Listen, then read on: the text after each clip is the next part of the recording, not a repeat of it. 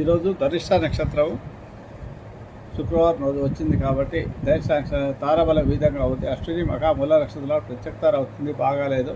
భరణి పూర్వ పలుగుని పూర్వాషాఢ నక్షత్రాల క్షేమతార అవుతుంది కాబట్టి బాగుంది.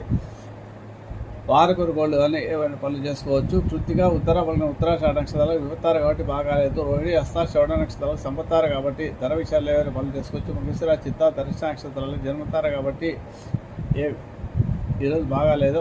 అలాగే ఆరుద్ర స్వాతి శతమిష నక్షత్రాలకు పరమవుతారు కాబట్టి బాగుంది. పునరుసు విశాఖ పురావత నక్షత్రాలకు మిత్రధార కాబట్టి బాగుంది. ఈరోజు పుష్యవి అనురాధ ఉత్తరాభాద్ర నక్షత్రాలకు నైతింతార కాబట్టి బాగాలేదు. ఈరోజు ఎలాంటి పనులు చేయకూడదు. ఆశ్లేష జ్యేష్ఠ రేవతి నక్షత్రాలకు సాధంతార అవుతుంది కాబట్టి కోర్టు కేసులు వేసుకోవడానికి వ్యాపార సంబంధ విషయాల్లో కొత్త వ్యాపారాలు ప్రారంభించడానికి చాలా బాగుంటుంది. ఈరోజు ముఖ్యంగా లక్ష్మీ వారం కాబట్టి ఈరోజు లక్ష్మీ అష్టోత్తర స్తోత్ర పారాయణం, కనక స్తోత్ర పారాయణం, వారికి శుభఫలితాలు